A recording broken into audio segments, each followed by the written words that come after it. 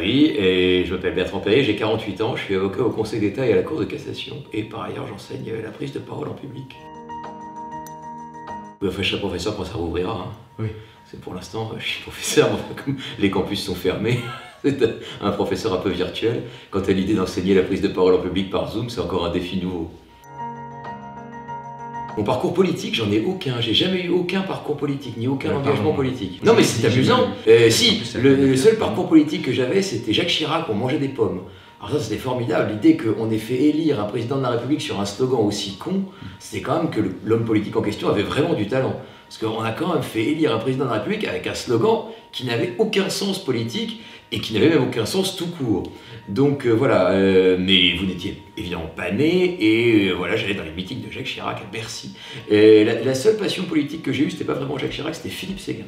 C'est un politique qui a eu son moment de gloire dans les années 90 et au moment du débat sur l'Europe et sur les réticences qu'il avait à l'intégration de la France dans, à l'époque, la communauté européenne. Et j'avais beaucoup d'admiration pour Philippe Séguin, j'en ai toujours beaucoup même s'il est mort, et je crois que c'était une voix qui portait l'idée du gaullisme social à l'époque de façon forte, et l'idée de l'indépendance de la France, qui étaient des questions qui m'intéressaient. Et voilà, la seule personnalité politique que j'ai vraiment aimée pour le fond de sa pensée, c'était Philippe Séguin. Mais il est mort et donc maintenant je suis orphelin depuis une vingtaine d'années. Donc non, j'ai pas d'engagement politique. J'ai un engagement éventuellement citoyen à travers les lieux où j'enseigne la prise de parole en public, mais ça ne tient pas nécessairement lieu d'engagement politique au sens partisan. Je n'ai pas d'engagement partisan. Alors, juridique, bah, c'est très banal, hein. Il n'y en a pas 36 des parcours juridiques, donc j'étais à la fac de droit. Et puis j'étais, en fait, comme je ne savais pas ce que je voulais faire après le bac, j'ai fait Sciences Po, comme tous les gens qui ne savent pas ce qu'ils veulent faire. En fait, l'intérêt, c'était d'avoir quelque chose qui soit le plus large possible. Et alors, j'étais nul en maths, donc tout ce qui était prépa, tout ce qui était école d'ingénieur, tout ce qui était même école de commerce, c'était impossible. Et donc, quand on était nul en maths à l'époque, et qu'on était quand même plutôt à peu près bon élève, on faisait Sciences Po. C'était beaucoup plus facile à l'époque d'y entrer que maintenant. Et donc, je suis rentré. Vraiment, si on avait la mention très bien au bac, on passait pas le concours. C'était quand même un truc. Alors, la mention très bien de l'époque n'était pas non plus la mention très bien d'aujourd'hui. Enfin, il y avait une dispense de concours pour ceux qui avaient la mention très bien. Que j'ai pas eu, hein, parce que le concours, c'était une mention assez bien, de façon assez pénible. Mais voilà, donc je suis rentré à Sciences Po, puis il y avait la fac de droit à côté, donc je faisais les deux. Et puis après Sciences Po, évidemment, comme tout le monde, j'ai passé l'ENA et donc j'ai brillamment raté à 2 reprises, parce que quand même, il fallait être sûr que je ne pouvais pas y entrer. Donc j'ai raté bien, une fois à l'écrit, une fois à l'oral, pour expérimenter vraiment toutes les possibilités de rater l'ENA. Et donc, comme j'avais fait du droit à Assas, je voulais pas être magistrat, parce que l'idée de juger la vie des autres est un truc qui m'est complètement étranger. Et je me sens pas du tout capable. Enfin, pour moi, être magistrat, c'est être une sorte d'être qui n'a ni passion, ni... Enfin voilà, pour moi, c'est un être un peu entre ciel et terre. Pour juger la vie des autres, il faut être vraiment dans une neutralité totale, et je suis incapable de ça. Moi, j'ai des préjugés, j'ai eu des avis sur les choses, et donc voilà, je ne pouvais pas être magistrat parce que j'aurais projeté mes avis personnels sur les situations des autres, et il ne faut pas le faire. Et ça me plaisait bien de défendre. Et donc, après, j'ai été avocat. Et puis, dans le métier d'avocat, il y a un truc qui est amusant, c'est les concours d'éloquence. Il se trouve que le métier d'avocat est un métier qui a une composante de prise de parole en public. On plaide. La plupart des avocats n'ont aucune activité plaidante, hein. Le mythe de l'avocat qui plaide est un mythe. 9 avocats sur 10 ne mettent jamais les pieds dans un tribunal, et ils font une activité d'avocat qui est totalement honorable, à rédiger des conclusions, à rédiger des contrats, à transiger, à faire des fusions d'entreprises. Enfin, c'est le métier d'avocat, mais il n'a pas de dimension contentieuse ou plaidante telle qu'on peut l'entendre dans l'image d'Épinal de l'avocat qui plaide. Donc, au début, moi, je n'avais pas du tout d'activité plaidante, et puis je me suis dit que c'était amusant, et je l'ai fait par les concours d'éloquence. Et donc, j'ai passé les concours d'éloquence parce que les avocats ont, dans leur tradition oratoire, des concours d'éloquence. Donc, j'ai passé les concours d'éloquence, ça m'a beaucoup amusé, et donc, parallèlement à mon métier d'avocat, je me suis lancé dans la prise de parole en public. Je ne l'avais jamais étudié à l'école. parce que ça n'existait absolument pas. On faisait un exposé minable en première, une présentation poussive en terminale, un oral pitoyable au bac pour gratter quelques points d'option, ce que je n'ai pas manqué de faire, et puis après c'était fini. Donc il n'y avait aucune formation. Alors il y avait un peu à l'école d'avocat, parce que quand même on nous formait un peu à la plaidoirie, enfin c'était réduit à une portion assez congrue. Pour vous dire à quel point c'était réduit à la portion congrue, en fait l'un des acteurs qui enseignait à l'école d'avocat c'était Franck Dubosc. Donc c'est vous dire que quand même une génération entière d'avocats a été formée à la plaidoirie par Franck Dubosc, qui était quand même évidemment pleinement légitime pour ça. Et donc on avait un peu d'enseignement à la prise de parole en public. Et puis après, donc, j'ai commencé à l'enseigner et après, je le fais toujours. Et donc j'ai, entre guillemets, deux vies parallèles. Une vie d'avocat, qui est vraiment mon métier plein et entier, et parallèlement une sorte de distraction ou de hobby qui est la prise de parole en public et l'enseignement de la prise de parole en public. Alors, l'idée d'art oratoire, c'est compliqué comme terme, parce que ça renvoie à l'idée d'art. L'art renvoie à l'idée d'esthétique et à l'idée de don. Donc, l'art oratoire, c'est la faculté à convaincre à l'oral, mais par une parole esthétique, une parole qui émeut, une parole qui convainc, une parole qui persuade, mais avec l'idée d'une beauté de la parole. Donc l'art oratoire renvoie inévitablement à une parole qui a une dimension esthétique.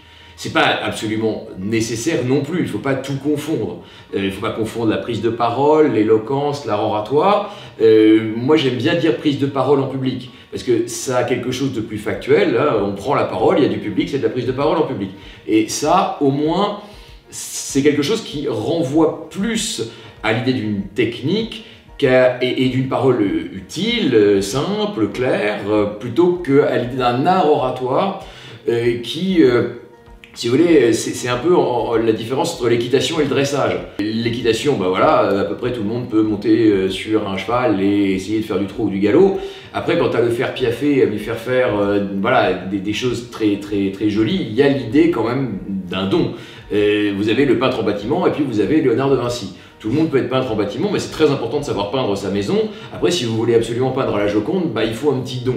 Donc voilà, l'idée d'art oratoire, c'est compliqué parce que c'est un repoussoir. On se dit, ah là, c'est un art, donc moi, je suis pas un artiste, et donc j'y arriverai jamais, et donc je vais même pas essayer parce que ça m'intimide. Donc dans l'idée d'art oratoire, il y a quelque chose de l'autocensure et de l'inhibition de soi-même qui est un peu gênant, raison pour laquelle je préfère le terme de prise de parole en public qui décrit matériellement ce qu'est la situation et qui pour le coup est absolument à la portée de tout le monde si on s'en donne la peine et si on s'exerce un peu, mais voilà, l'idée d'art oratoire me paraît être un peu un faux ami de la prise de parole en public.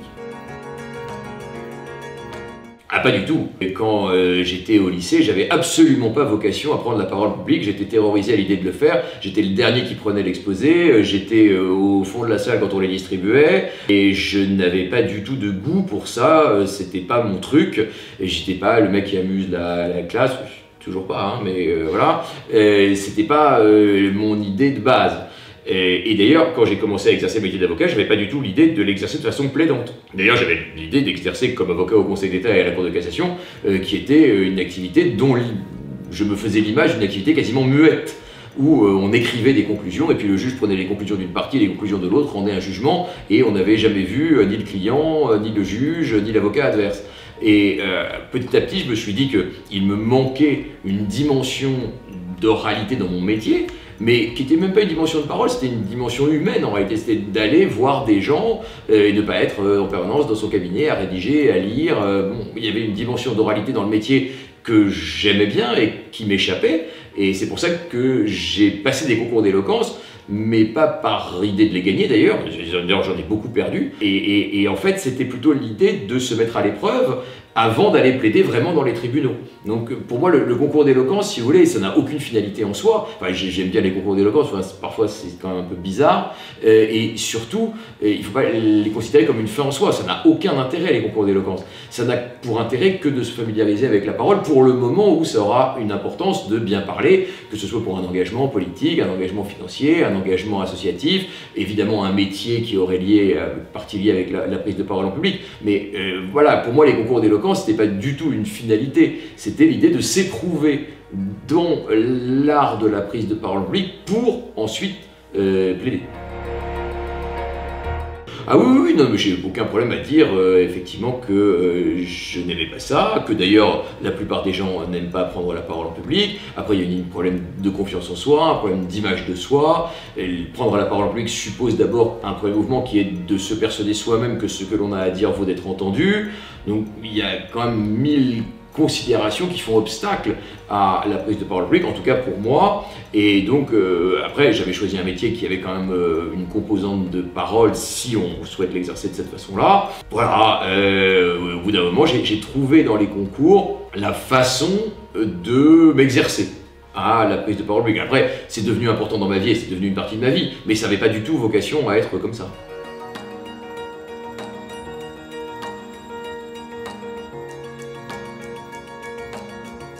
Alors, Eloquentia, c'est un programme justement de formation à la prise de parole en public qui a démarré en Seine-Saint-Denis il y a presque 10 ans maintenant, qui a essaimé un peu dans toute la France et même à l'étranger désormais. L'idée était de rassembler des professionnels de la parole de divers horizons pour donner aux élèves un regard multiple sur la parole. Et donc, ils rencontrent au cours de leur formation des recruteurs, un coach vocal, un metteur en scène, un slammer, un rappeur, un avocat, un journaliste, un comédien. Et donc, tout ça leur donne une vision assez panoramique des différentes formes de prise de parole en public. Ils rencontrent aussi des humoristes. Enfin, si vous voulez, il y a plusieurs formes de prise de parole en public. Et donc, l'idée d'Eloquentia, c'était ça. C'était d'avoir une vision très large de la prise de parole publique, avec l'idée qu'il n'y avait pas vraiment de forme et qu'il fallait trouver d'abord en soi un message et qu'une fois qu'on a trouvé ce message, on va trouver aussi la meilleure façon de l'exprimer. Est-ce que je l'exprime par le théâtre? Est-ce que je l'exprime par le sketch? Est-ce que je l'exprime par la poésie, par le slam, par le discours? Voilà, comment est-ce que ma personnalité va s'exprimer le mieux et quel est le message que j'ai envie de véhiculer? Donc voilà, ce programme existe évidemment toujours, c'est beaucoup développé dans la suite d'À voix haute parce que le documentaire lui a donné une visibilité tout à fait importante. Et maintenant, oui, il y a des Eloquentia, je ne sais pas, au moins une dizaine ou une quinzaine, ou peut-être en réalité beaucoup plus. Et alors je continue à enseigner à Eloquentia, à Saint-Denis, parce que c'était vraiment là où j'ai démarré et où le programme a démarré. Et comme j'ai pas non plus un temps infini, je me concentre sur la Seine-Saint-Denis, mais de temps en temps, je vais aussi dans des Eloquentia ailleurs, mais de façon plus ponctuelle. Mais voilà, le programme Eloquentia, c'était ça, avec évidemment, mais de façon, en tout cas à mes yeux, assez secondaire, dans la suite de la formation, un concours qui est destiné à être une sorte d'émulation entre les participants, mais ça ne me paraît pas déterminant. Ce qui me paraît essentiel, c'est la formation et son caractère, c'est là son originalité, me semble-t-il, et sa qualité essentielle, son côté pluridisciplinaire. Oui, non mais c'est un très beau film parce qu'il y a évidemment le côté oratoire, mais il y a le côté humain et on voit des personnalités s'ouvrir, s'épanouir, se développer. Les personnalités sont jolies, les histoires aussi humaines sont jolies. Moi je le vis pour un enseignement à la prise de parole publique, bien sûr, mais plutôt comme un prétexte à rencontrer des gens, à les accompagner ensuite, à tisser des liens. La plupart des élèves d'Eloquentia, je n'en ai aucune nouvelle et je n'ai pas vocation non plus à avoir des nouvelles de 30 personnes par an, mais de 30 nouvelles personnes par an, mais je sais que tout le monde en tire un bénéfice en termes d'image de soi, en termes d'orientation professionnelle, scolaire, et voilà. La prise de parole en public est pour moi en tout cas très clairement un prétexte à la rencontre personnelle, mais le film est très joli et en réalité le film est vraiment un documentaire, c'est-à-dire que rien n'a été fabriqué à l'avance, il n'y a pas de scénario, simplement un jour on nous dit bah voilà, dans votre salle de classe maintenant on va mettre des caméras. Vous allez continuer votre cours. Donc c'était surprenant, mais comme on avait déjà fait le cours plusieurs années auparavant, et qu'on allait le faire d'ailleurs plusieurs années après, en réalité c'est une année d'Eloquentia, comme il y en a eu avant, comme il y en a eu après, comme il y en aura encore. Et il se trouve que c'était une belle année, l'année qui a été filmée, mais il y a eu d'autres très belles années, mais c'est vraiment un documentaire, c'est la vie d'un groupe de façon non scénarisée, non prévue, avec tous ces moments forts, tous ces moments sincères, et je le regarde toujours avec plaisir, donc c'est un très bon souvenir, mais Eloquentia vit toujours. alors ce sont des choses différentes, parce que le droit et les études de droit, c'est tout à fait différent. Les études de droit, c'est assez simple, ça se fait à l'université. Il y en a évidemment partout en France. En général, les études de droit se font sur 5 années, le cursus complet. Après, on peut arrêter à la fin du M1 et passer l'examen d'avocat. Ça, c'est possible dès le Master 1. Mais en général, on passe plutôt... Enfin, moi, après le Master 1, je l'ai raté. C'est encore une chose que j'ai raté. J'ai quand même énormément raté, il faut dire. Donc, je l'ai raté à la fin du Master 1. Je l'ai eu après le Master 2. Et après, ça dépend ce qu'on veut faire, en réalité. Et si vous voulez être magistrat, vous passez le concours de la magistrature. Si vous voulez être avocat, vous passez l'examen du barreau. Si vous voulez être commissaire-priseur, si vous voulez être huissier de justice... Enfin, après, ça dépend. Il y a plein de débouchés sur le droit. Vous pouvez être juriste dans une entreprise, vous pouvez être fonctionnaire, vous pouvez être profession libérale, enfin c'est vraiment une voie qui mène à tout. Il faut aimer, me semble-t-il, alors pas du tout le par cœur, hein. L'idée que le droit soit une école du par cœur, ça n'a aucune réalité, en tout cas pas plus que les autres matières qu'on peut étudier à l'université. Ce sont des questions de raisonnement, il faut aimer la rigueur. Ça, c'est vraiment notre maître mot, hein. C'est un raisonnement qui est assez implacable. Les règles de droit, il faut aimer les règles qui régissent la vie en société. Il faut aimer les gens aussi, parce qu'à la fin, on défend des gens. Donc, c'est important aussi d'aimer les gens qu'on va défendre. Voilà, donc ça, quant au droit, le droit, ce sont les normes qui régissent nos rapports sociaux.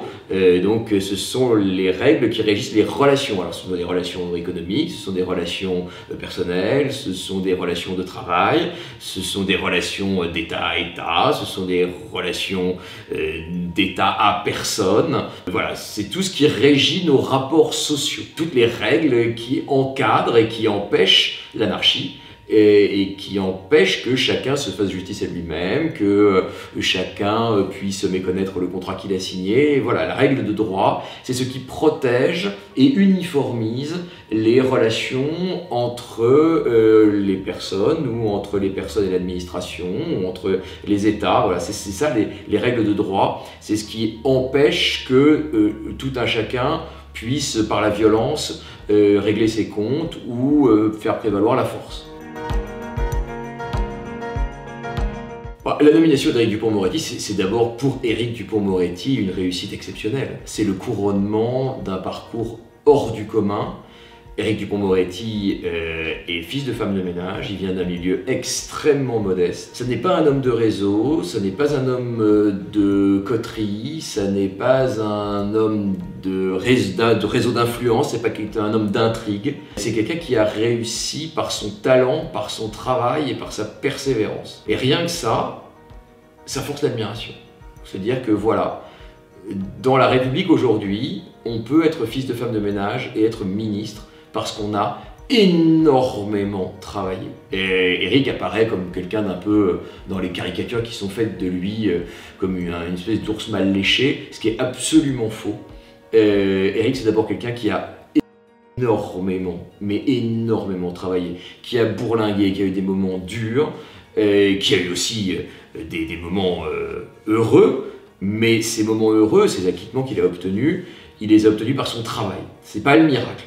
Voilà, donc c'est quelqu'un qui a mérité ce qui lui arrive. Ça, c'est la première chose. Après, la nomination d'Éric Dupond-Moretti, c'est aussi une marque d'estime pour les avocats. Et c'est se dire que la justice peut aussi être gouvernée par un avocat, qu'elle n'appartient pas à un corps particulier, ni au corps des administrateurs civils, ni au corps des magistrats, qu'elle peut aussi être gouvernée par quelqu'un qui n'avait auparavant aucun engagement politique, et qui n'en a pas davantage. Je ne suis même pas sûr qu'Éric Dupond-Moretti soit encarté En Marche. Peut-être qu'il a pris sa carte pour entrer au gouvernement, je n'en suis même pas certain. Et donc c'est l'idée de faire confiance à quelqu'un qui a vécu de l'intérieur le système judiciaire, et qui le connaît comme personne, au moins dans sa dimension pénale. Et donc je trouve que voilà, c'est... Après, Éric, on le voit très bien, se heurte à de multiples difficultés, à des corporatismes très forts, qui considèrent qu'il est illégitime, que ne venant pas du sérail, il ne peut pas être ministre. On voit à quel point on lui fait payer le fait d'être étranger au monde politique, hein. Les premières interventions à l'Assemblée qui sont difficiles, où on le chahute de façon ridicule, et où il essaye de s'en sortir, parce que la parole des parlementaires n'est pas la même que la parole des avocats.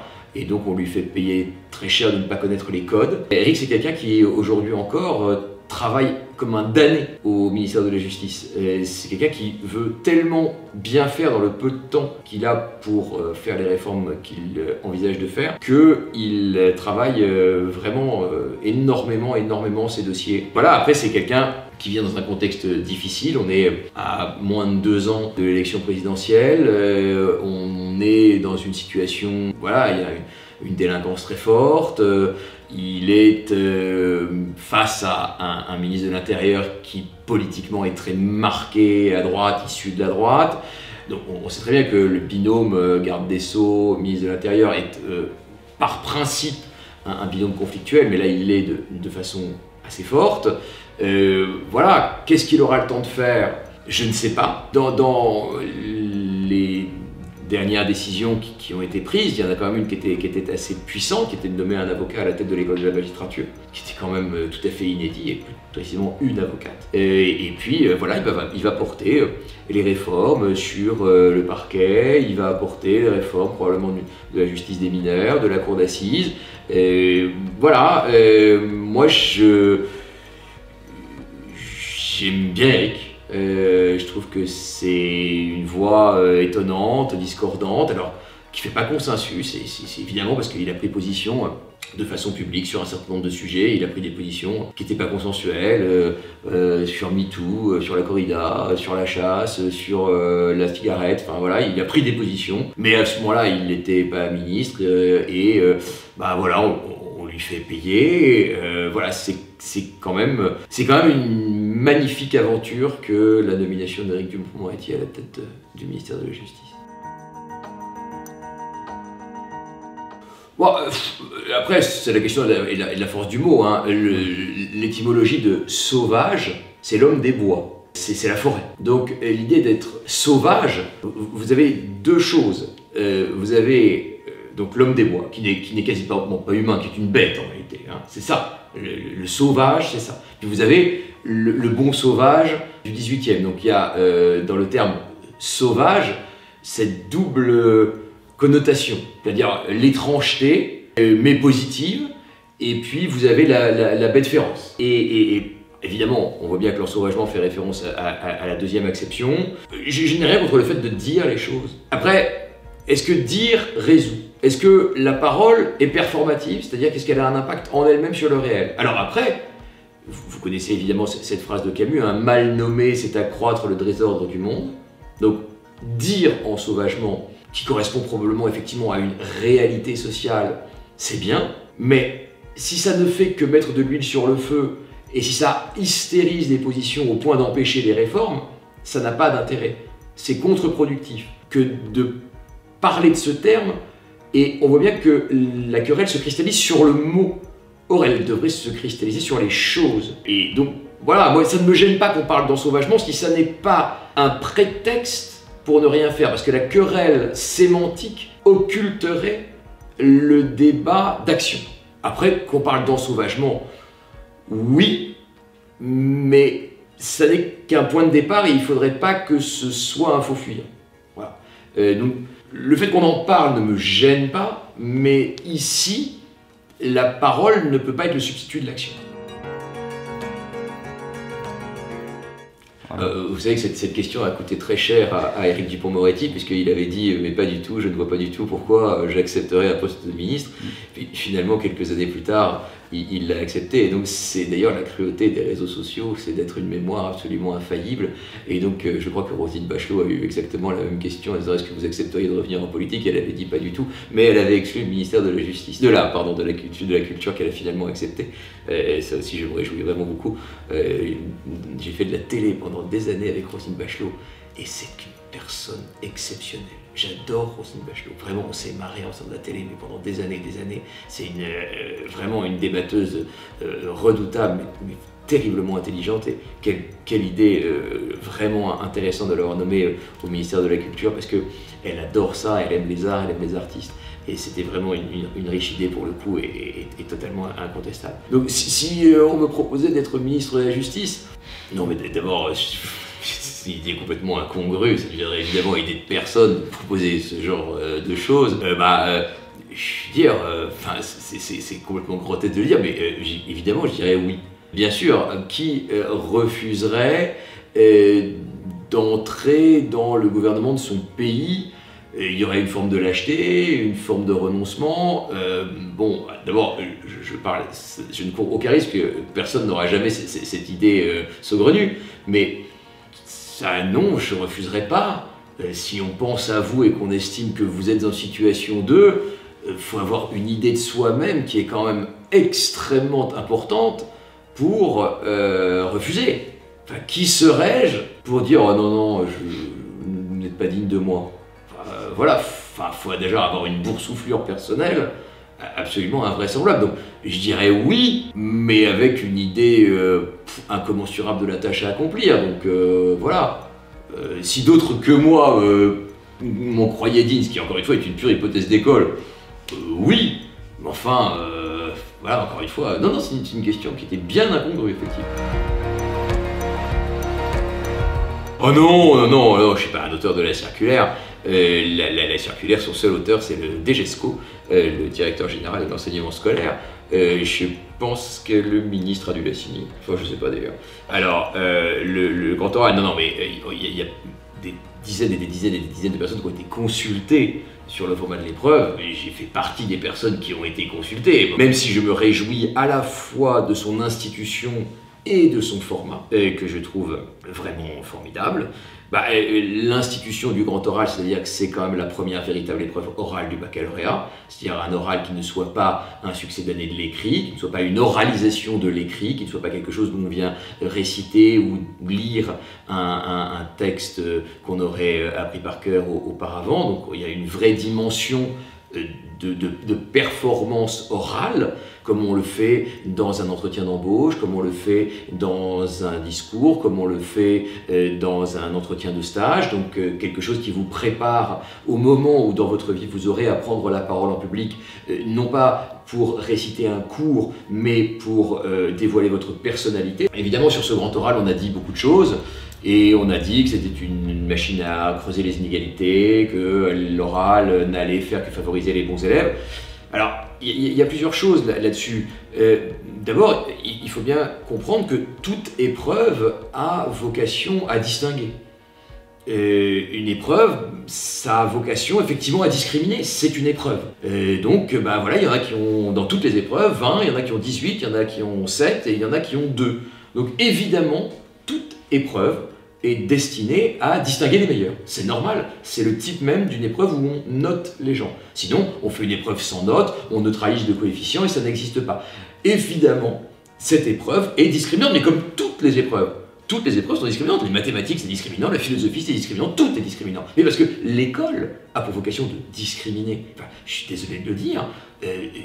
Voilà, moi j'ai été discriminé à l'entrée à l'ENA, par exemple. Je ne l'ai pas eu. Bon, c'était parce que j'étais pas bon. C'est tout. Enfin, en tout cas, j'étais pas assez bon à ce moment-là pour l'avoir. Mais l'école a pour vocation, évidemment, de former, évidemment, mais aussi de classer.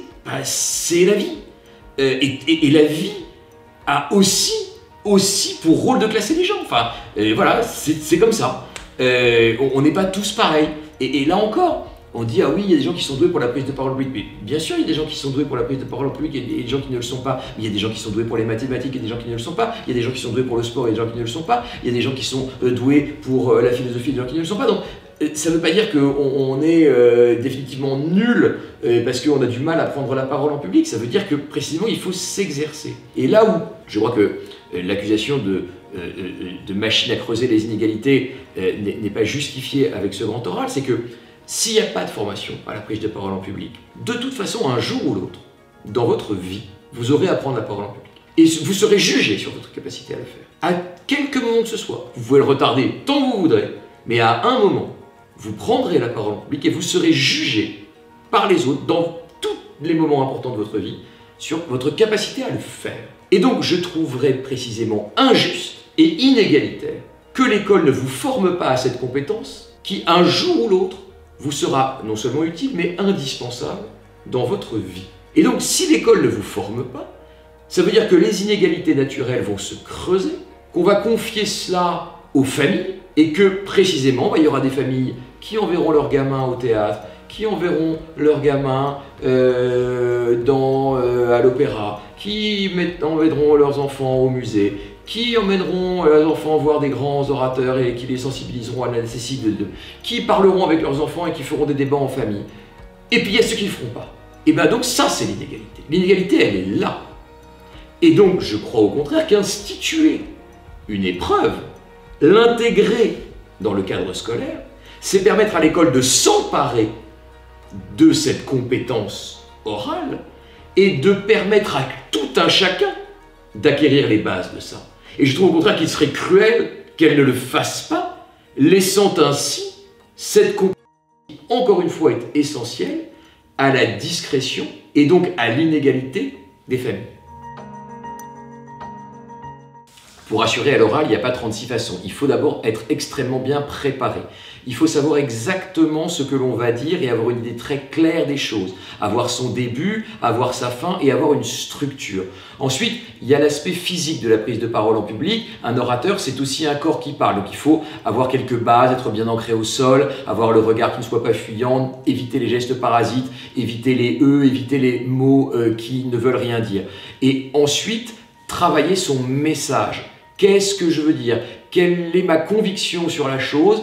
Quels sont les éléments de persuasion que je veux faire valoir? Donc il y a grosso modo 3 choses. 1. Le physique. Comment est-ce que je contrôle mon corps et ma voix lorsque je parle? 2. Quelle est ma conviction? Qu'est-ce que je veux dire? Et 3. La structuration. Comment est-ce que j'organise mon propos? Une fois que vous avez fait ça, ça ne peut pas mal se passer. Alors j'ai un mentor qui est un avocat suisse qui s'appelle Marc Bonan, qui a transformé complètement ma vision de la parole et de l'éloquence, qui m'a notamment sensibilisé au fait que la parole n'était pas la déclamation, que la parole était la spontanéité, l'expression des convictions personnelles. La prise de parole en public pour tous. Ma plus grande réussite... C'est très difficile de parler d'une réussite, c'est très impudique et très prétentieux. Ma plus grande réussite... Ah, je vais vous dire ce que c'est ma plus grande réussite. Ah, c'est le moment publicité. Ah vous n'êtes pas venu pour rien. Ma plus grande réussite, c'est ça.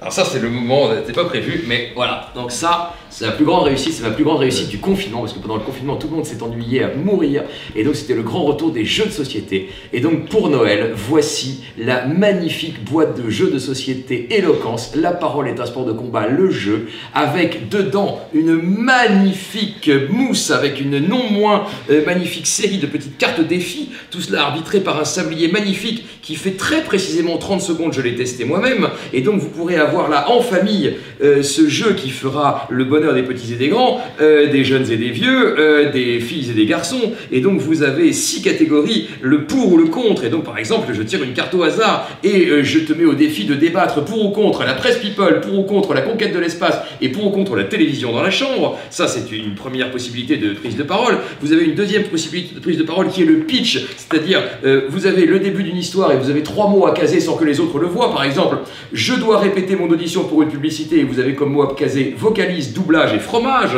Et donc pour caser fromage là-dedans sans que personne ne voit, eh bien bon courage. Vous avez le sans parole, c'est-à-dire une épreuve de mime, parce que évidemment la parole c'est aussi le corps qui parle, et donc vous allez mimer soit faire une sortie dans l'espace, soit une réalisatrice qui dirige un acteur, soit une partie de ping-pong.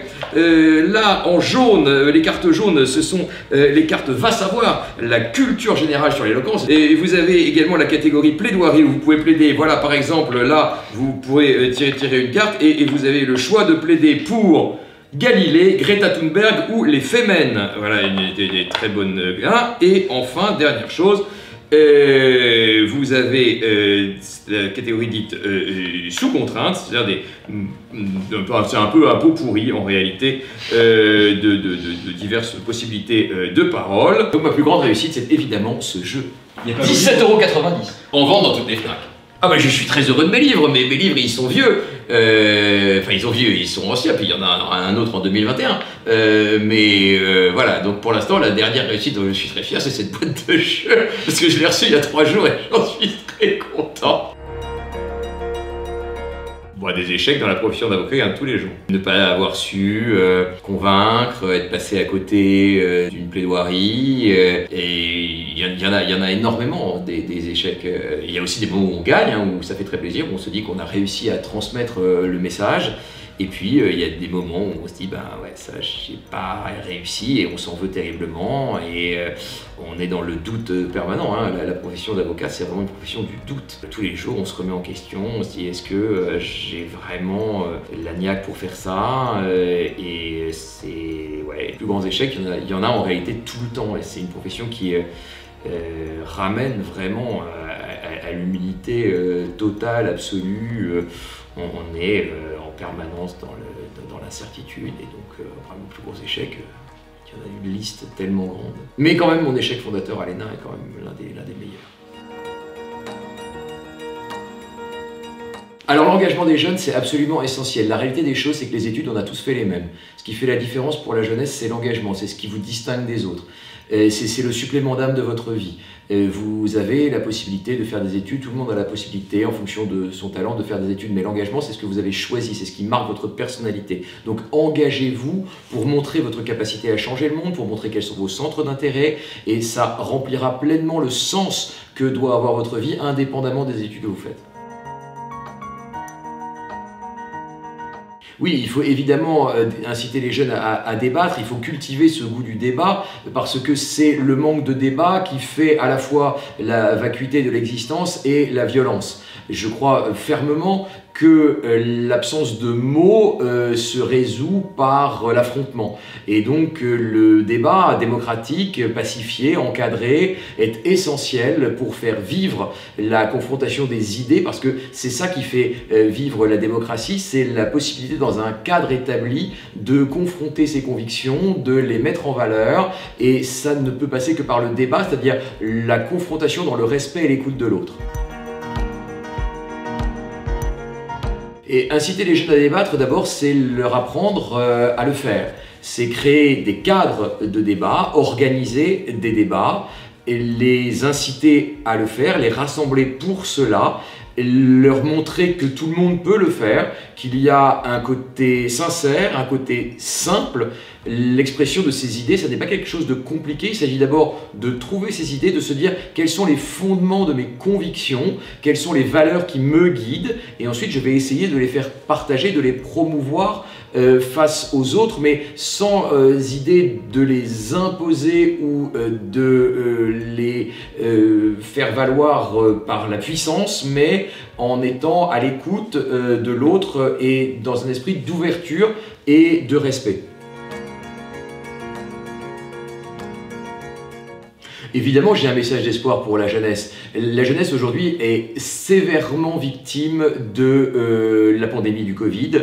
Et elle est évidemment dans une situation difficile. Alors vous, votre jeunesse, c'est-à-dire une jeunesse lycéenne, vous n'êtes pas encore frappé de plein fouet, mais ceux qui entrent maintenant sur le marché du travail, c'est vrai que c'est très difficile. Mais vous serez peut-être la génération un peu d'après. Alors évidemment, vous paierez le prix du Covid par la dette que vous aurez à rembourser parce que nous l'aurons accumulé. Malgré tout, ce que je veux vous dire, c'est que vous êtes la jeunesse du progrès technique, vous êtes la jeunesse aussi de l'engagement sociétal, vous êtes la jeunesse de l'engagement écologique, c'est super important. Vous êtes une première génération à avoir pris conscience de cette nécessité de sauver la planète. Nous, on n'avait absolument pas conscience et on n'était pas du tout éveillés et sensibilisés à cette nécessité-là. Donc vous avez quand même de très belles causes à porter. Pour moi, il y en a deux qui sont essentielles dans votre génération, qui sont un, l'égalité homme-femme, et deux, la sauvegarde de la planète. Donc si j'étais dans votre génération, c'est là-dessus que je m'engagerais. Ça n'empêche pas que je puisse m'engager par ailleurs pour d'autres causes ou celles-là, mais vous avez quand même deux causes là qui me paraissent essentielles. Il y en a mille autres, hein. Ça peut être la tolérance, ça peut être le dialogue interreligieux, enfin vous avez mille choses, mais vous avez tellement d'enjeux que nous avons, nous, négligé, que l'ensemble des possibles cavalcade devant vous. Une carte blanche, eh bien alors je vais le faire là-dessus. La carte blanche, justement, c'est sur le rapport homme-femme, dans la prise de parole en public. Et pourquoi est-ce que lorsqu'on fait un cours de prise de parole en public et que les inscriptions sont libres, eh bien la plupart du temps, il n'y a que des garçons qui s'engagent? Pourquoi est-ce que dans les jeunes des partis politiques, il n'y a que des garçons? Pourquoi est-ce que sont venus aujourd'hui m'interviewer 3 garçons? Est-ce que vous avez, filles, bazardé à ce point l'idée de l'engagement, dans l'idée que de toute façon, l'engagement politique, c'était pas pour vous, que le pouvoir était une affaire de mecs? Avez-vous à ce point fait le deuil de votre engagement que vous ne tentez même plus les choses? Je ne peux pas me résoudre à cela. Je voudrais vraiment, vous, les filles, qui êtes véritablement au cœur de l'engagement citoyen, que vous y preniez toute votre place. Il n'y a pas de monopole de l'engagement et de monopole de la parole qui serait masculin. Donc vraiment, si j'ai une carte blanche, c'est engagez-vous, vous les filles, parce que vous avez autant de choses à dire que les garçons. Il ne s'agit pas d'un rapport de domination ou d'un rapport de confrontation, il s'agit justement de partager l'espace du débat public. Si vous voulez, les moments incongrus ou les moments drôles, ils surviennent parfois à l'audience, dans des moments de grande sincérité, où il se passe quelque chose de totalement imprévu et on se dit mais c'est n'importe quoi. Mais un moment drôle, ah oui, la dernière fois j'ai plaidé, je me suis étouffé en plaidant avec mon masque. Je pense que j'ai été ridicule sur 25 générations. C'est-à-dire que je voulais plaider, je voulais dire un truc, et en fait, avec le masque, désormais, si vous voulez, la plaidoirie, ça devient vraiment délicat parce que désormais, on est obligé de plaider masqué. Avant, on pouvait garder le masque ou l'enlever selon notre souhait, et désormais, avec le Covid, c'est vraiment super normé, et désormais, on est obligé de plaider avec des masques. Et donc, je plaidais, et je voyais bien que j'arrivais de moins en moins à reprendre mon souffle, et au bout d'un moment, j'étais... Et je devais dire OPHLM, c'est-à-dire Office Public d'Habitation à Loyer Modéré, et je n'y arrivais pas. Et donc j'avais des espèces de masques qui faisaient obstacle, et je voyais, et le juge me regardait en me disant ça y est, il va faire une apoplexie, il va falloir appeler les pompiers, ça va être une catastrophe, on va appeler le service de sécurité, et j'étais là. Et voilà, donc mon dernier moment un peu compliqué de prise de parole, c'est cette histoire de masque qui a une respirabilité parfois un peu compliquée. Et donc je pense que j'ai été vraiment ridicule devant le Conseil d'État, mais c'est pas grave parce que c'est ni la première ni la dernière fois, mais c'était peut-être la plus drôle. Mais évidemment, abonnez-vous à Demain Citoyen, parce que vous êtes les citoyens de demain.